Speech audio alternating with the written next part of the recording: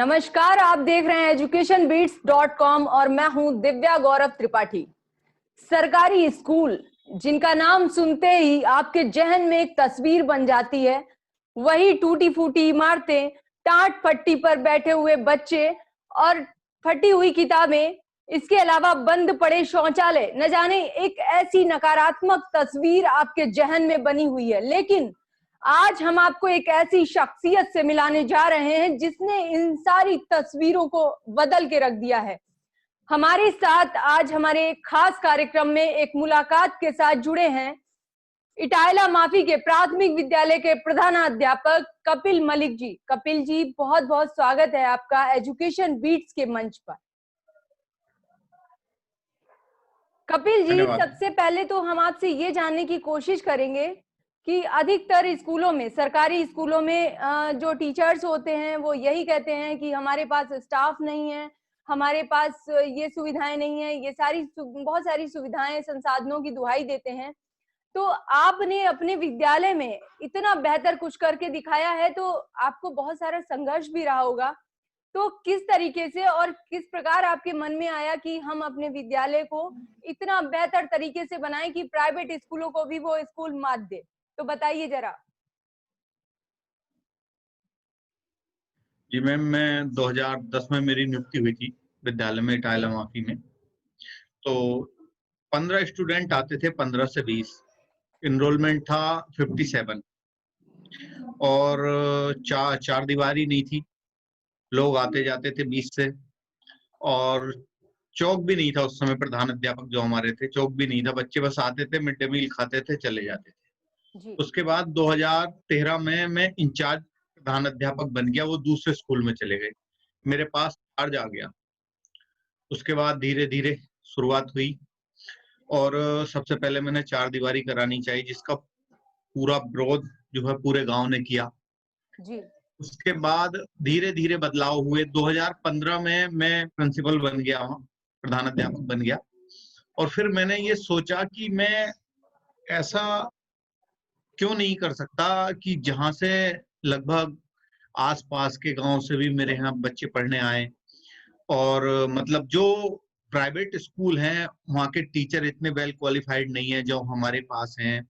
वो सारी सुविधाएं सरकार हमें दे रही है जो हमें चाहिए, लेकिन ऐसा हम मैं क्यों नहीं कर सकता। उसके बाद मैंने एक साथ ही पूरे विद्यालय में बदलाव करने का मन बनाया। उसके बाद मैंने चार दीवारी बनाई और फर्नीचर खरीदा, सारी क्लास में टीएलएम लगाया।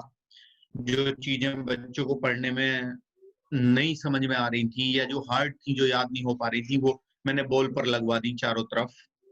और उसके बाद मतलब आज स्थिति यह है, 470 मेरे यहाँ स्टूडेंट हैं और बच्चों को बैठाने के लिए जगह नहीं है। और मेरे यहाँ लगभग 8 गांव के बच्चे पढ़ते हैं। मतलब जो अधिकतम दूरी है वो 12 किलोमीटर से बच्चा मेरे यहाँ पढ़ने आता है। अधिकतम दूरी 12 किलोमीटर। टेम्पो लगभग 60 से 70 स्टूडेंट टेम्पो से बाहर से आते हैं, जो 4-5 गांव है वहां से पढ़ने आते हैं। अब मतलब हमारे पास रूम नहीं है उन्हें बैठाने के लिए, हम एडमिशन नहीं कर पा रहे हैं। और इसमें मेरा मानना यह है कि जो अहम भूमिका रही वो मेरे स्टाफ की रही, जिन्होंने मेरा प्रत्येक कदम पर साथ दिया। और मैं मतलब ये श्रेय भी नहीं देता हूँ, जो मेरा पूरा स्टाफ है, जो मेरे सहायक अध्यापक हैं, वो सब हैं कि सब उन्होंने मेरा साथ दिया, तभी ये सब हो पाया। मैं जानना चाहूंगी आपसे कि जैसा कि आपने बताया कि आपके विद्यालय में चार दीवारी भी नहीं थी और बच्चों को चौक नहीं थी, तो ये सारी चीजें किसी विद्यालय में, जैसे आज के समय अगर हम देखें तो आपका विद्यालय वाकई बहुत ही बेहतरीन है, लेकिन ये सारी चीजें आपने कैसे अपनी तरीके से पैसे लगाया, अपनी तरफ से लगाया, या आपके जो स्टाफ में उन लोगों ने हेल्प की, कैसे क्या किया, वो थोड़ा सा बताएं। जी मैम, जो समय चल रहा है अब, उस समय सरकार बहुत पैसा दे रही है जी। इस समय मेरे विद्यालय को भी 75,000 रुपए पर ईयर मिल रहा है। जी।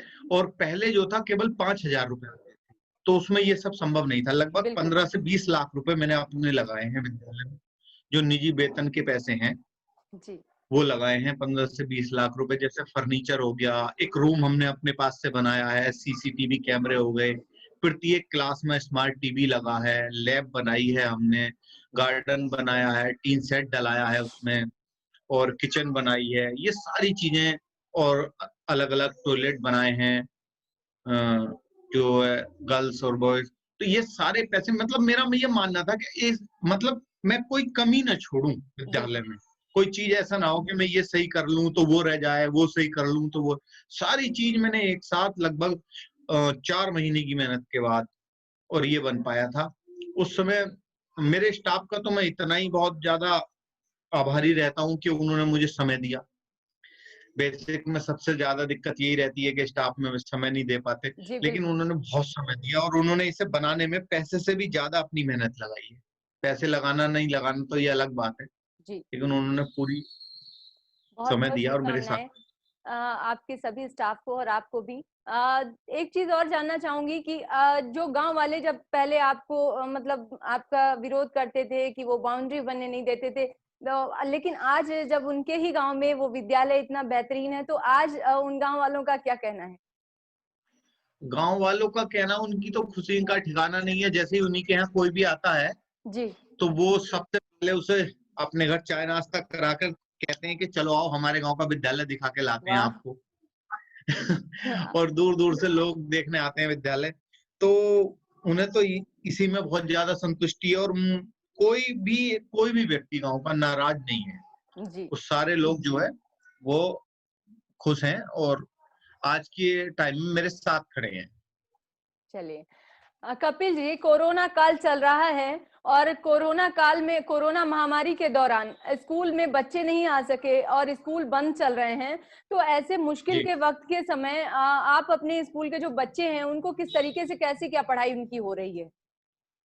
उनकी पढ़ाई मैम, उनके जो 5-5, 7-7, 10-10 बच्चे हैं जो आसपास के घर जिनके पास-पास में हैं, जी उनके सभी के पास तो एंड्रॉइड फ़ोन नहीं होते गाँव में, लेकिन जैसे किसी एक के पास है तो 10 बच्चे उसके यहाँ आ जाते हैं और हम जो है मोबाइल पर ही पढ़ा व्हाट्सएप रहे के हैं। ज़रिए उनके ग्रुप बना दिए हैं क्लास वाइज़, उसी पर जो होमवर्क वगैरह, क्लास वर्क वगैरह दे रहे हैं, जितना लेकिन हो पा रहा है। लेकिन एक चीज और कहना पूछना चाहती हूँ आपसे कि जैसे कि ऑफलाइन में बच्चे स्कूल में आते थे, पढ़ाई करते थे, आज ऑनलाइन से बच्चे घर से पढ़ रहे हैं। क्या वो उस हिसाब से पढ़ाई हो पा रही है जो ऑफलाइन में होती थी? आज बच्चे ऑनलाइन में उतना अचीव कर पा रहे हैं? इतना तो नहीं कर पाएँगे, इतना तो नहीं कर पाएँगे। तो थोड़ी पंक्चुअलिटी रहती थी, प्रतिदिन आते थे। अब थोड़ा बच्चा गैप भी मार ही जाता है, तो इतना तो नहीं कर पाएँगे। लेकिन ये समय हमारे देश के और संसार के लिए एक दुःख की घड़ी है, तो इस समय तो जितना हो पा रहा है उतना ही, अगर यही चलता रहा यही काफ़ी है, मतलब रनिंग में बने रहें बच्चे। चलिए कपिल जी, अगला सवाल है हमारा आपसे कि आज भी जो हमारे समाज में जो लोग हैं, सभी लोग अपने बच्चों को, खास करके मिडिल क्लास और अपर क्लास के लोग, सरकारी स्कूलों में अपने बच्चों को पढ़ने के लिए नहीं भेजते। इसकी क्या वजह है? इसकी वजह हमारे बेसिक शिक्षा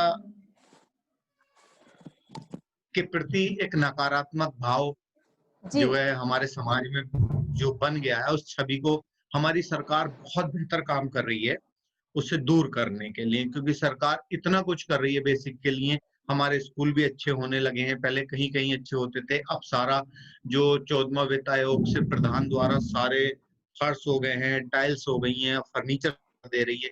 तो धीरे धीरे धीरे, अब एकदम से तो नहीं होता, लेकिन धीरे धीरे ये नकारात्मक छवि भी हटेगी और बहुत जल्द बहुत अच्छा समय आएगा जब हमारे बहुत बहुत अच्छे लोग भी जो है हमारे विद्यालयों की तरफ अपने बच्चों को भेजेंगे। भेजेंगे।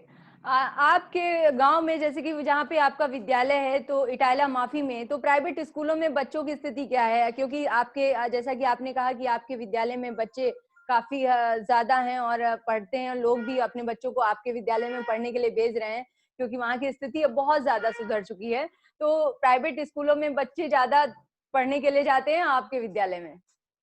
नहीं, जो 5th क्लास तक तो मेरे ही विद्यालय में पढ़ते हैं। एक जो मोंटेसरी विद्यालय था वो बंद हो गया और बाकी कॉन्वेंट छोड़कर, बहुत अच्छे-अच्छे कॉन्वेंट छोड़कर मेरे पास बच्चे आए हैं। तो उसके बाद अपर क्लास के लिए बच्चे जाते हैं, बाकी सब हमारे ही यहाँ पढ़ते हैं। चलिए, बहुत-बहुत शुभकामनाएँ इसके लिए भी आपको, क्योंकि आपके यहाँ ज़्यादा से ज़्यादा बच्चे पढ़ने के लिए आ रहे हैं। एक चीज कपिल जी, जैसा कि आप अपने विद्यालय में बहुत बेहतर कर रहे हैं, किसी भी, जैसे कि आपने अपनी तरफ से पैसे लगाए, तो आज के समय के जो हमारी टीम जब विजिट करती है सरकारी स्कूलों में, तो देखा है कि वहाँ पे टीचर्स अधिकतर यही बोलते हैं कि हमें तो सरकार की तरफ से ये सुविधाएं नहीं मिल रही हैं, तो हमारे पास स्टाफ नहीं है, हम क्या करें मैडम, हम अकेले हैं, 2 ही टीचर्स हैं, हम क्या करें।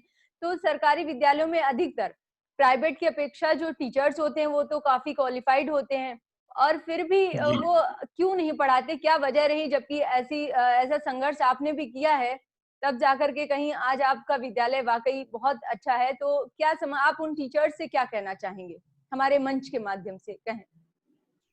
मैम, पहले माहौल भी नहीं था, हमारे विद्यालय जर्जर थे, टूटे फूटे थे, फर्नीचर हमारे पास नहीं था, सारी सुख जी। सुविधाएं नहीं थी, व्हाइट बोर्ड नहीं थे। अब हमारी सरकार ने बहुत काम किया, बेसिक पर मतलब सबसे ज्यादा काम किया है। फर्नीचर दिया है, टाइल्स लगवाई हैं, विद्यालय अच्छे कर दिए। कहीं भी जब हमारा मन काम करने के लिए तभी करता है जब वातावरण अच्छा हो, भौतिक परिवेश अच्छा हो। तो अब मुझे नहीं लगता कि कहीं टीचर ऐसा कहते होंगे, और अब थोड़ा बेसिक में बदलाव हुआ है।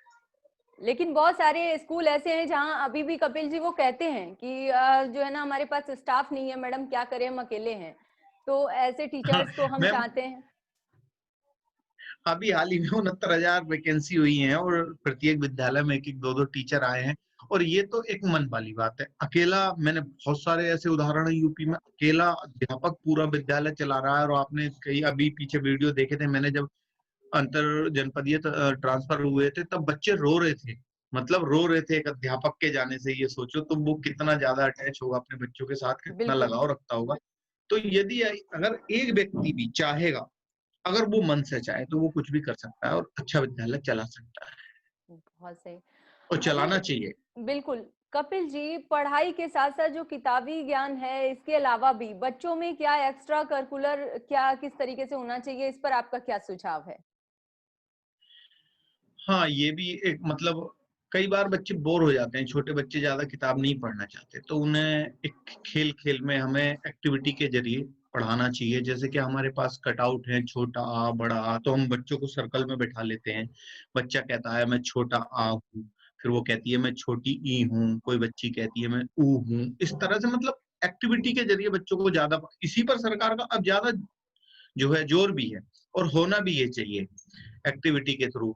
मतलब कुछ ना कुछ इनोवेशन, नए नई चीज होती रहनी चाहिए, तभी जो है बच्चा उसमें इंटरेस्ट भी लेता है और सीखता भी जल्दी है, करके सीखने में। कपिल जी, आप एक सरकारी विद्यालय के प्रधानाध्यापक हैं, और मैं जानना चाहूंगी आपसे कि अधिकतर अगर हम देखें तो प्ले स्कूल जो होते हैं प्राइवेट में, तो उनके बच्चे वहाँ पे सब छोटे होते हैं, वो केवल टिफिन बॉक्स जाता है उनके साथ में और वो उनका एडमिशन हो जाता है। तो छोटे बच्चे जब वहाँ जाते हैं तो उनको एक बैठने की आदत डालते हैं।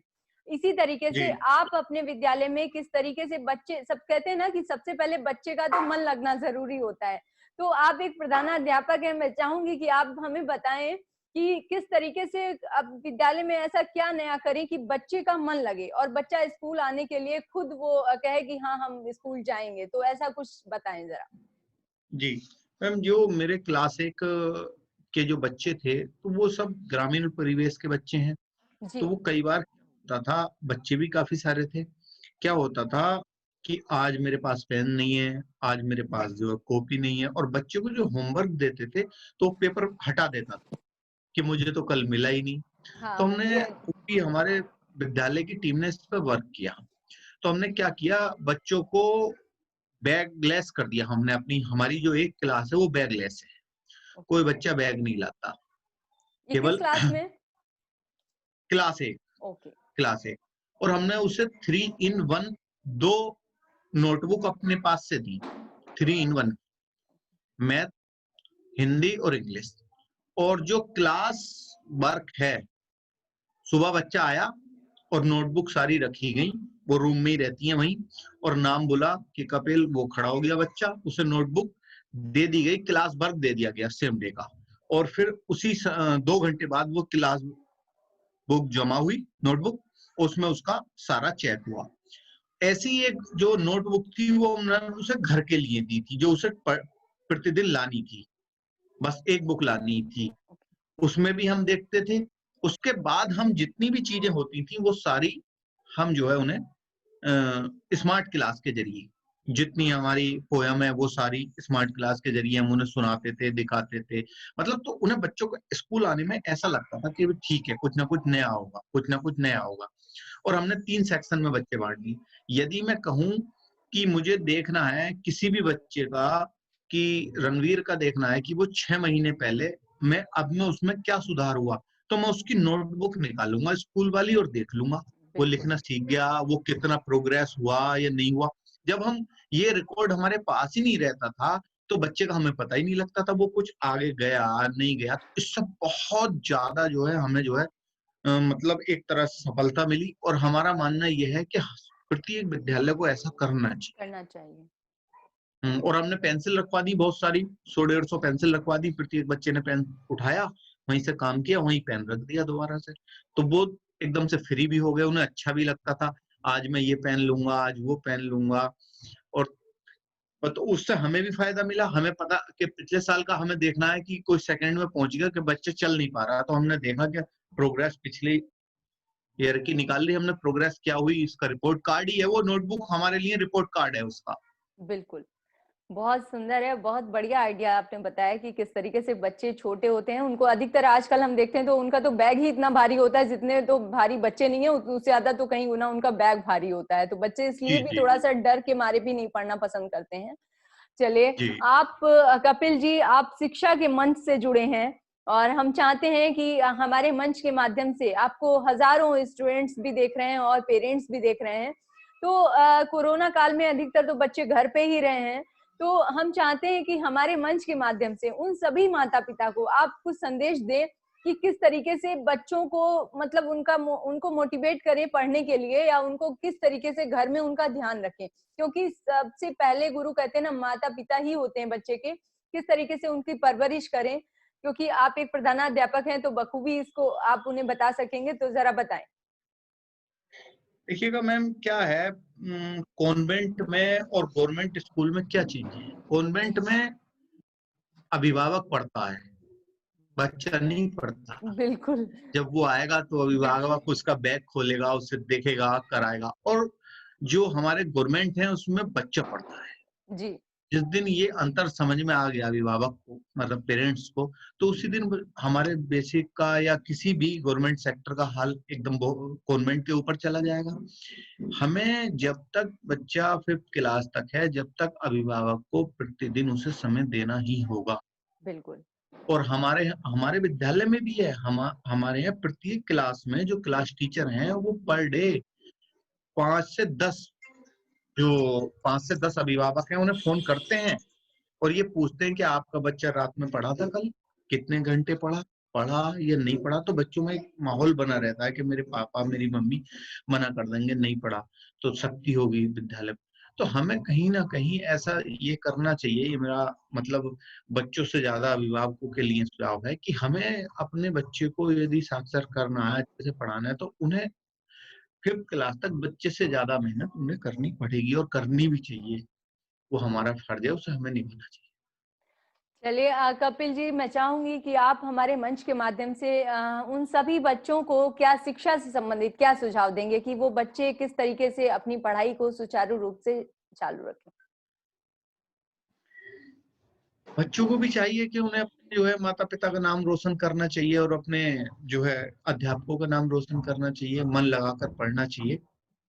और यदि वो मन लगाकर पढ़ते हैं तो सफलता 100% उनके साथ आएगी।